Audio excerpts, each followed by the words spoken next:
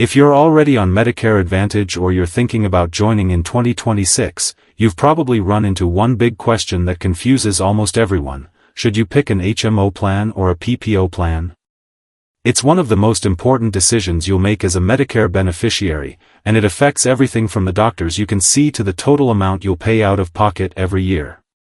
So today, we're going to break down everything you need to know about HMO versus PPO Medicare Advantage plans in 2026.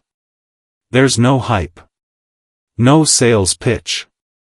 Just a clear, fair, and simple walkthrough, so by the end of this video, you'll know exactly which type of Medicare Advantage plan works best for your health, your budget, and your lifestyle. So let's start by getting one thing straight: Medicare Advantage is not Medicare. Medicare Advantage is private insurance. Sure, it's regulated by Medicare and it covers everything that original Medicare covers. But the networks, the prices, the rules, the referrals, the copays, all of that comes from whatever private company manages the plan. And that's why this HMO versus PPO conversation matters so much. Because even when two plans look almost identical on paper, how they work in real life can be totally different. So what exactly is an HMO plan, and what makes it different from a PPO? Let's start with HMOs, because they're the most common type of Medicare Advantage plan in the US. The majority of Advantage plans are HMOs, and there's a reason for that: they're cheaper. Usually, HMOs have the lowest monthly premiums, and sometimes they even offer a $0 premium. That's a big selling point, especially for retirees on a fixed income. But the trade-off is that HMOs have strict network rules. You can only go to doctors and specialists that are in the plan-specific network. And if you go outside of that network for care, unless it's an actual emergency, Medicare won't pay the bill. That means if you have a favorite specialist, or a doctor you've seen for years, but they're not in your HMO's network, you've got two choices: switch doctors, or switch plans. For some people, that's fine.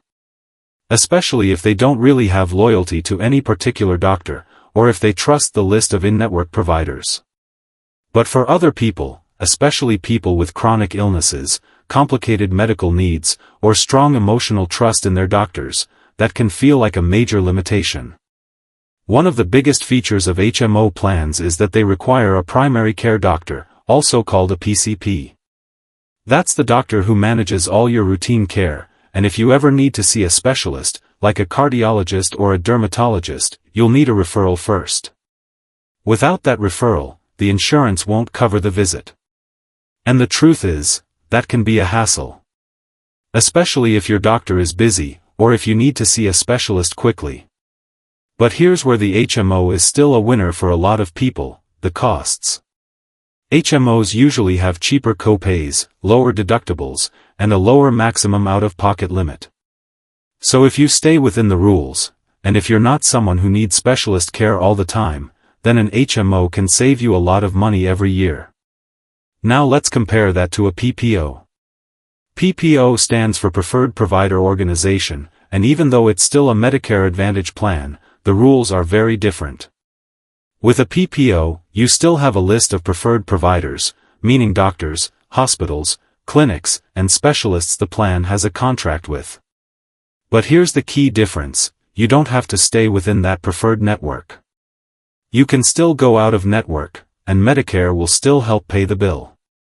You might pay more out of pocket, but you won't be totally stuck. And for a lot of people, especially people who travel, people who want to stay with their original doctors, or people who need specialized care that's not available in every hospital, that's a big deal.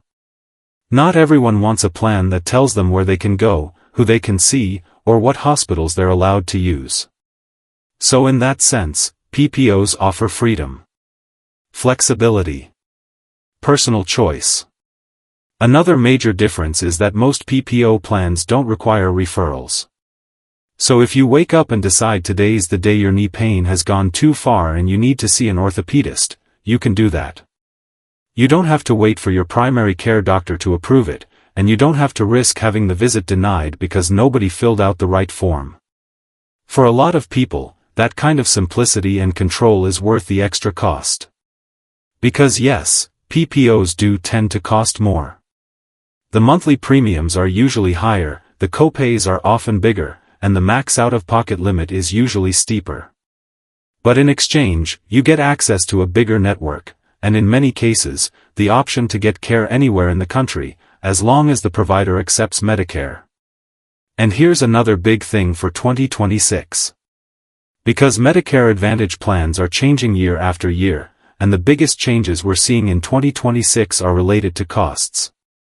The truth is, both HMOs and PPOs are going up in price in most states. But the gap between them is growing even wider. For some people, the difference between an HMO and a PPO could be as much as $50 to $100 per month, just in premiums. And that doesn't even include out-of-pocket costs. So here's the bottom line, HMOs are great for people who don't travel, don't mind staying in-network, and want the lowest possible monthly cost. PPOs are better for people who want choice, control, and flexibility, and who are willing to pay more for it. Now let's talk about you. Because no matter how good the plan looks on paper, you're the one who has to live with it. So ask yourself a few simple questions. Do you care about staying with your current doctors? Do you travel during the year, visit family out of state, or split time between states? Do you have a predictable medical routine, or do you have multiple specialists?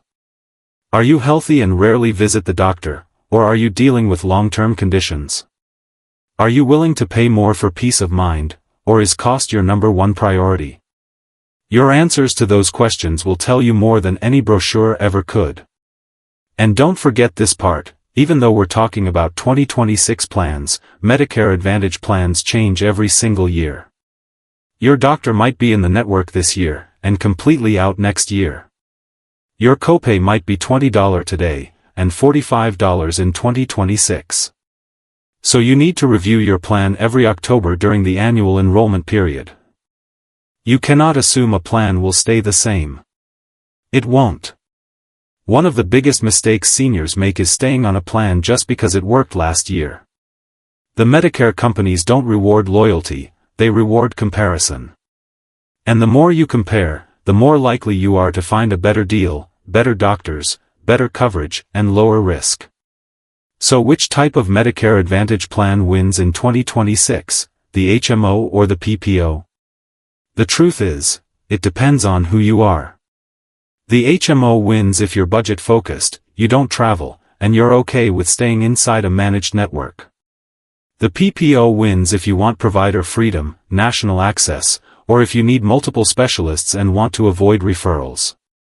None of these plans are perfect. No Medicare plan is perfect. But the perfect plan for you is the one that matches your life, not the other way around.